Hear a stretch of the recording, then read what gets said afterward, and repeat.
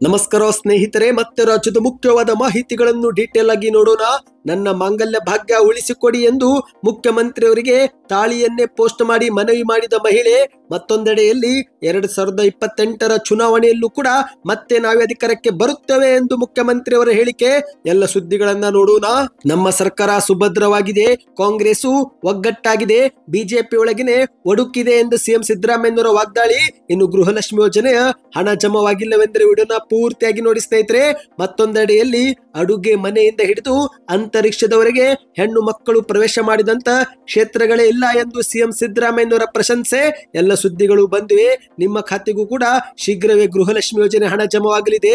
ಮತ್ತೊಂದೆಡೆಯಲ್ಲಿ ರಾಜ್ಯದಲ್ಲಿ ನಿಲ್ಲದ micro finance ಹಾವಳಿ. ಸರ್ಕಾರ ಚಾಪೆ ಕೆಳಗೆ ನುಗ್ಗಿದ್ರೆ ರಂಗೋಲಿ ಕೆಳಗೆ ನುಸುಳುತ್ತಿರುವ ಮೈಕ್ರೋ ಫೈನಾನ್ಸ್ ಗಳು ಜನರಿಗೆ ಮತ್ತೆ ಪಂಗನಾಮ ಹಾಕಿದ್ದಾರೆ. ಏನಿದು ಮಾಹಿತಿ? ಎಲ್ಲ ಸುದ್ದಿಗಳನ್ನು ಡೀಟೇಲ್ ಆಗಿ ನೋಡ್ತಾ ಹೋಗೋಣ.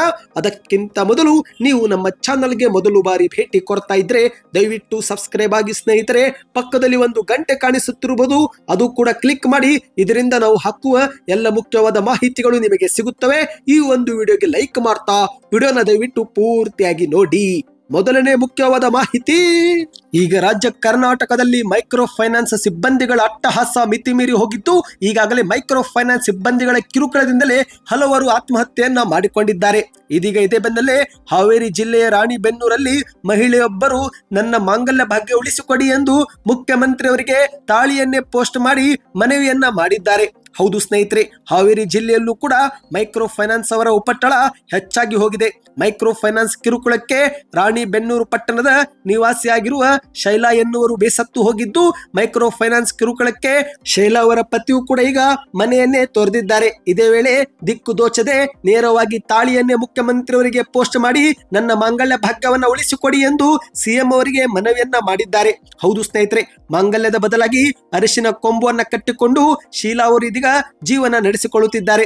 ವಿಕಲಚೇತನ ಪುತ್ರನ ಜೊತೆಗೆ ಶೈಲಾ ಅವರು ಇದೀಗ ಜೀವನ ನಡೆಸುತ್ತಿದ್ದು, ಆದರೆ ಮತ್ತೊಂದೆಡೆಯಲ್ಲಿ ಇಷ್ಟೆಲ್ಲ ಕಷ್ಟದ ನಡೆಯೂ ಕೂಡ ಮೈಕ್ರೋ ಫೈನಾನ್ಸ್ ಸಿಬ್ಬಂದಿಯವರು ಮನೆ ಬಾಗಿಲಿಗೆ ಬಂದು ದಬ್ಬಾಳಿಕೆ ಮಾಡ್ತಿದ್ದಾರೆ. ಇದೇ ವಿಚಾರಕ್ಕೆ ಬೇಸತ್ತು ನೇರವಾಗಿ ತಾಳಿಯನ್ನೇ ಪೋಸ್ಟ್ ಮಾಡಿ ಮನವಿಯನ್ನ ಮಾಡಿದ್ದಾರೆ. ಇದೇ ನಡುವೆ ಇಂತಹ ಮೈಕ್ರೋ ಫೈನಾನ್ಸ್ ಅವರ ವಿರುದ್ಧ ಕಡಿವಾಣ ಹಾಕಲು ಕೂಡ ಮುಖ್ಯಮಂತ್ರಿ ಅವರಿಗೆ ಒತ್ತಾಯಿಸಿದ್ದಾರೆ. ಅಂದ ಹಾಗೆ ನಿನ್ನೆ ರಾಯಚೂರು ಜಿಲ್ಲೆಯಲ್ಲಿ ವ್ಯಕ್ತಿಯೊಬ್ಬರು ಮೈಕ್ರೋ ಫೈನಾನ್ಸ್ ಕಿರುಕುಳಕ್ಕೆ ಮೃತಪಟ್ಟಿದ್ದಾರೆ. ಅವರ ಪತ್ನಿ ಗೃಹ ಸಚಿವ ಪರಮೇಶ್ವರ್ ಅವರಿಗೆ ಮಾಂಗಲ್ಯ ಸರ ಪೋಸ್ಟ್ ಮಾಡಿ ಮೈಕ್ರೋ ಫೈನಾನ್ಸ್ ಹಾವಳಿಗೆ ಕಡಿವಾಣ ಹಾಕುವಂತೆ ಮನವಿಯನ್ನ ಮಾಡಿದ್ದಾರೆ. ಒಟ್ಟಿನಲ್ಲಿ ಇಂದು ರಾಜ್ಯಾದ್ಯಂತ ಮೈಕ್ರೋ ಫೈನಾನ್ಸ್ ವಿಚಾರ ಭಾರಿ ಸದ್ದು ಮಾಡ್ತಾ ಇದೆ. ಇನ್ನು ಎರಡನೇ ಮುಖ್ಯವಾದ ಮಾಹಿತಿಗೆ ಹೋಗೋಣ ಸ್ನೇಹಿತರೆ. 2028ರ ಚುನಾವಣೆಯಲ್ಲೂ ಕೂಡ ಮತ್ತೆ ನಾವೇ ಅಧಿಕಾರಕ್ಕೆ ಬರುತ್ತೇವೆ ಎಂದು ಚಿತ್ರದುರ್ಗದಲ್ಲಿ ಮುಖ್ಯಮಂತ್ರಿಯವರು ಹೇಳಿಕೆಯನ್ನ ಕೊಟ್ಟಿದ್ದಾರೆ. ಹೌದು, ಇದೀಗ ನಿಮಗೆ ಗೊತ್ತಿರಬಹುದು ಸ್ನೇಹಿತರೆ, ಶ್ರೀರಾಮುಲು ಅವರು ಬಿಜೆಪಿ ವಿರುದ್ಧ ಅಸಮಾಧಾನ ಹೊರಗೆ ಹಾಕಿದ್ದಾರೆ. ನಾವು ಹೀಗೇನೆ ಸುಮ್ಮನೆ ಕುಳಿತರೆ ನಮಗೆ ಬೆಲೆ ಇಲ್ಲ, ಬಿಜೆಪಿಯಲ್ಲಿ ಪ್ರಾಮಾಣಿಕರಿಗೆ ಬೆಲೆ ಇಲ್ಲ, ಶೀಘ್ರವೇ ಪಕ್ಷ ಬಿಡುತ್ತೇನೆ ಎಂಬ ಹೇಳಿಕೆಯನ್ನು ಕೊಟ್ಟಿದ್ದು, ಇದೇ ವಿಚಾರಕ್ಕೆ ಮುಖ್ಯಮಂತ್ರಿ ಸಿದ್ದರಾಮಯ್ಯನವರು ಮಾಧ್ಯಮಗಳ ಮುಂದೆ ಪ್ರತಿಕ್ರಿಯಿಸಿದ್ದಾರೆ. ಹೌದು, 2028ರ ಚುನಾವಣೆಯಲ್ಲೂ ಕೂಡ ಮತ್ತೆ ನಾವೇ ಅಧಿಕಾರಕ್ಕೆ ಬರುತ್ತೇವೆ, ನಮ್ಮ ಸರ್ಕಾರ ಒಗ್ಗಟ್ಟಾಗಿದೆ, ಬಿಜೆಪಿ ಒಳಗೇನೆ ಒಡುಕು ಇದೆ ಎಂದು ಮುಖ್ಯಮಂತ್ರಿಯವರು ತಿರುಗೇಟು ಕೊಟ್ಟಿದ್ದಾರೆ. ಹೌದು, ಇದೀಗ ಬಿಜೆಪಿ ಶಾಸಕ ಜನಾರ್ದನ್ ರೆಡ್ಡಿ ಹಾಗೂ ಬಿಜೆಪಿಯ ಮಾಜಿ ಸಚಿವ ಶ್ರೀರಾಮುಲು ಅವರ ನಡುವೆ ಬಿರುಕು ಉಂಟಾಗಿದ್ದು, ಇದೇ ವಿಚಾರಕ್ಕೆ ಮುಖ್ಯಮಂತ್ರಿಯವರು ಪ್ರತಿಕ್ರಿಯೆ ಕೊಟ್ಟಿದ್ದಾರೆ. ನಾನು ಮತ್ತು ಡಿ.ಕೆ. ಶಿವಕುಮಾರ್ ಇಲ್ಲೇ ಇದೀವಲ್ಲ, ನಿಮ್ಮ ಮುಂದೆನೇ ಇದೀವಲ್ಲ, ನಮ್ಮಲ್ಲಿ ಎಲ್ಲಿ ಭಿನ್ನಾಭಿಪ್ರಾಯವಿದೆ ಎಂದು ಮಾಧ್ಯಮಗಳ ಮುಂದೆ ಪ್ರಶ್ನೆ ಮಾಡಿದ್ದಾರೆ. ಬಿಜೆಪಿ ಒಳಗೇನೆ ಒಡುಕು ಇದೆ, ಬಿಜೆಪಿಯಲ್ಲಿನೇ ಒಳ ಜಗಳದಿಂದ 4-5 ಗುಂಪುಗಳಾಗಿವೆ ಎಂದು ಮುಖ್ಯಮಂತ್ರಿಯವರು ಹೇಳಿಕೆಯನ್ನು ಕೊಟ್ಟಿದ್ದಾರೆ.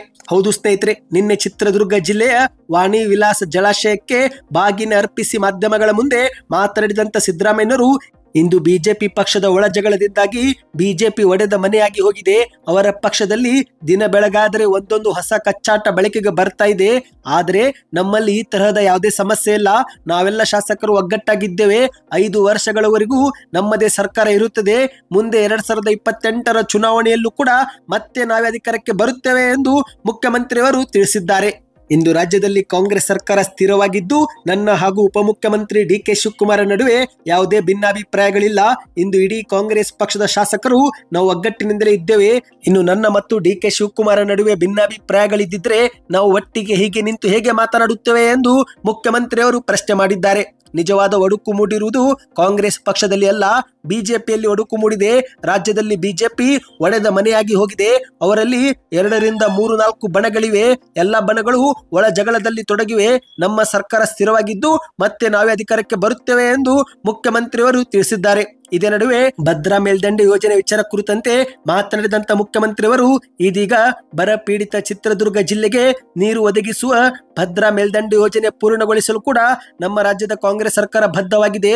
ಈ ಒಂದು ಯೋಜನೆಗೆ ಕರ್ನಾಟಕ ಸರ್ಕಾರದಿಂದಲೇ 800 ಕೋಟಿ ರೂಪಾಯಿಗಳನ್ನ ಬಿಡುಗಡೆ ಮಾಡಿದ್ದಾಗಿದೆ. ಯೋಜನೆಯ ಕಾಮಗಾರಿ ನಿಂತಿಲ್ಲ.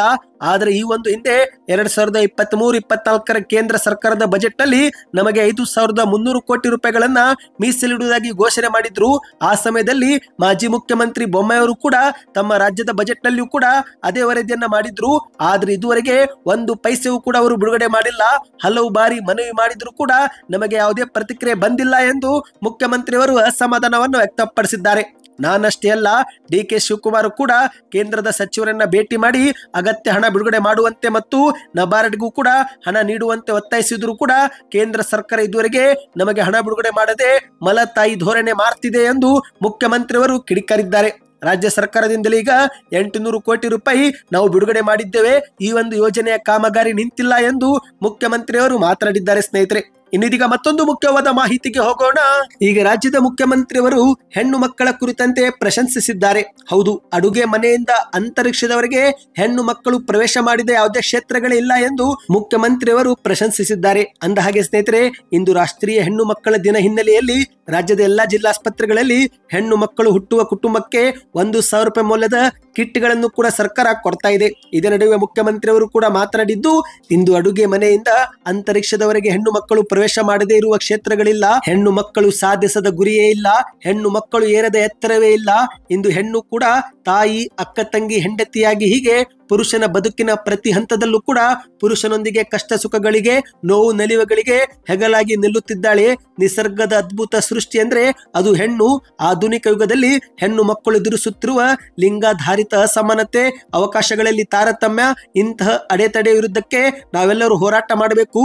ಇಂದು ಹೆಣ್ಣು ಮಕ್ಕಳ ಸಮಾನತೆ ಹಾಗೂ ಅವರ ಘನತೆಯ ಬದುಕಿನ ಕನಸನ್ನು ನಾವೆಲ್ಲರೂ ನನಸಾಗಿಸಬೇಕು ಎಂದು ಮುಖ್ಯಮಂತ್ರಿಯವರು ಕರೆ ಕೊಟ್ಟಿದ್ದಾರೆ.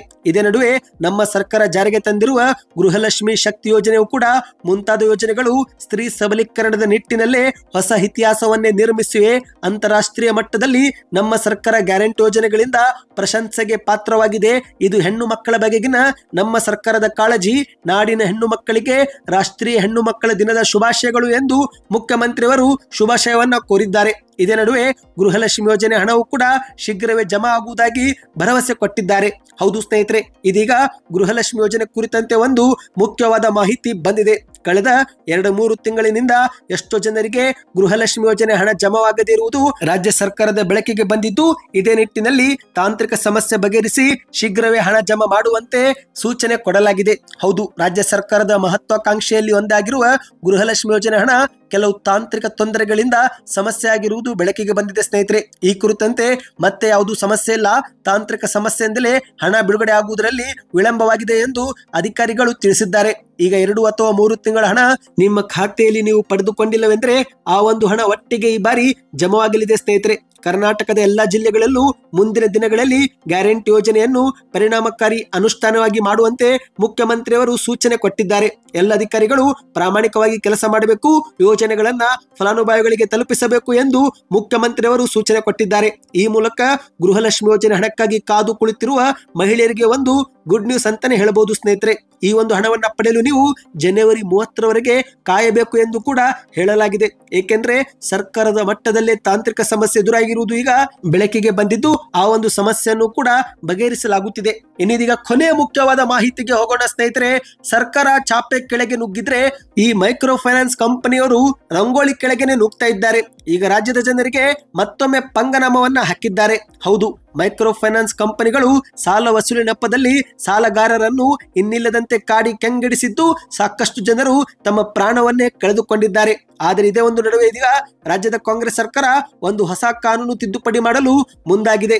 ಹೌದು, ಮೈಕ್ರೋ ಫೈನಾನ್ಸ್ ಕಂಪನಿಯವರ ಕಿರುಕುಳಕ್ಕೆ ಕಡಿವಾಣ ಹಾಕಲು ರಾಜ್ಯ ಸರ್ಕಾರ ನೂತನ ಕಾನೂನು ಕಾಯ್ದೆ ಜಾರಿಗೆ ತರಲು ಮುಂದಾಗಿದೆ. ಆದರೆ ಮತ್ತೊಂದೆಡೆಯಲ್ಲಿ ಒಂದು ಕಡೆ ಸರ್ಕಾರ ಚಾಪೆ ಕೆಳಗೆ ನುಗ್ಗಿದ್ರೆ ಈ ಮೈಕ್ರೋ ಫೈನಾನ್ಸ್ ಕಂಪನಿಯವರು ರಂಗೋಲಿ ಕೆಳಗೆನೆ ನುಗ್ಗುತ್ತಿದ್ದಾರೆ. ಈಗ ಮತ್ತೆ ಜನರಿಗೆ ಪಂಗನಾಮವನ್ನು ಹಾಕಿದ್ದಾರೆ. ಹೌದು, ಮೈಕ್ರೋ ಫೈನಾನ್ಸ್ ಅವರು ಕೊಟ್ಟಿರುವ ಸಾಲವನ್ನು ವಾಪಸ್ ಪಡೆಯಲು ಒಂದು ಮಾಸ್ಟರ್ ಪ್ಲಾನ್ ಅನ್ನು ಹಾಕಿಕೊಂಡಿದ್ದಾರೆ. ಈ ಮೂಲಕ ಜನರಿಗೆ ಮತ್ತೆ ಪಂಗನಾಮ ಹಾಕಿರುವುದು ಮಂಡ್ಯದಲ್ಲಿ ಬೆಳಕಿಗೆ ಬಂದಿದೆ. ಹೌದು ಸ್ನೇಹಿತರೆ, ಈ ಬಾರಿ ಬುದ್ಧಿವಂತಿಕೆಯಿಂದ ಮೈಕ್ರೋ ಫೈನಾನ್ಸ್ ಕಂಪನಿಯವರು ಸಾಲವನ್ನ ವಾಪಸ್ ಪಡೆದುಕೊಂಡಿದ್ದಾರೆ. ಅದೇನೆಂದ್ರೆ, ಹಳೆಯ ಸಾಲ ಒಮ್ಮೆಲೆ ವಾಪಸ್ ಮಾಡಿದ್ರೆ ನಾವು ಮತ್ತೆ ನಿಮಗೆ ದುಪ್ಪಟ್ಟು ಸಾಲ ಕೊಡುವುದಾಗಿ ಮೈಕ್ರೋ ಫೈನಾನ್ಸ್ ಕಂಪನಿಯವರು ಸಾಲಗಾರರಿಗೆ ಮೆಸೇಜ್ ಮಾಡಿದ್ದು, ಇಂತಹ ಮೆಸೇಜ್ ನಂಬಿದಂತ ಜನರು ಮತ್ತೊಂದು ಕಡೆಗೆ ಸಾಲ ಮಾಡಿ ಆ ಒಂದು ಸಾಲವನ್ನ ಮೈಕ್ರೋ ಫೈನಾನ್ಸ್ ನವರಿಗೆ ಕೊಟ್ಟಿದ್ದಾರೆ. ನಂತರ ದುಪ್ಪಟ್ಟು ಸಾಲ ಕೊಡ್ತೀವಿ ಎಂದಿದ್ದಂತ ಮೈಕ್ರೋ ಫೈನಾನ್ಸ್ ನವರು ನಿಮ್ಮ ಸಿಬಿಲ್ ಸ್ಕೋರ್ ಸರಿ ಇಲ್ಲ ಎಂದು ಹೇಳಿ ಸಾಲ ಕೊಡದೆ ಯಾಮಾರಿಸಿದ್ದಾರೆ. ಈ ಮೂಲಕ ಜನರು ಮತ್ತೆ ಬೇರೆ ಕಡೆಗೆ ಸಾಲದ ಸುಳಿಯಲ್ಲಿ ಸಿಲುಕಿ ಹಾಕಿಕೊಂಡಿದ್ದಾರೆ. ಸ್ನೇಹಿತರೆ, ಇಂತಹ ಒಂದು ಘಟನೆ ಇದೀಗ ಮಂಡ್ಯದ ಕಾಳೇನಹಳ್ಳಿಯಲ್ಲಿ ನಡೆದಿದೆ ಎಂದು ಹೇಳಲಾಗುತ್ತಿದೆ. ಒಟ್ಟಿನಲ್ಲಿ ಸ್ನೇಹಿತರೆ, ಹಳೆಯ ಸಾಲ ಒಮ್ಮೆಲೆ ವಾಪಸ್ ಕಟ್ಟಿಸಿಕೊಂಡು ಈಗ ಮತ್ತೆ ಸಾಲ ನೀಡುತ್ತೇವೆ ಎಂದು ಹೇಳಿ ವಂಚಿಸಿರುವುದು ಜನರ ಆರೋಪವಾಗಿದೆ. ಇವತ್ತಿಗೆ ಎಷ್ಟೇ ಇತ್ತು. ಈ ಎಲ್ಲ ಮಾಹಿತಿ ನಿಮಗೆ ಇಷ್ಟವಾಗಿದ್ರೆ ನಮ್ಮ ಚಾನಲ್ಗೆ ದಯವಿಟ್ಟು ಸಪೋರ್ಟ್ ಮಾಡಿ. ಪ್ರತಿಯೊಬ್ಬರು ವಿಡಿಯೋಗೆ ಲೈಕ್ ಮಾಡಿ. ಯಾವ ಊರಿನಿಂದ ವಿಡಿಯೋ ನೋಡ್ತಾ ಇದ್ದೀರಾ ಕಮೆಂಟ್ ಮಾಡಿ ಸ್ನೇಹಿತರೆ. ವಿಡಿಯೋನ ನಿಮ್ಮೆಲ್ಲ ಗೆಳೆಯರಿಗೂ ಶೇರ್ ಮಾಡಿ.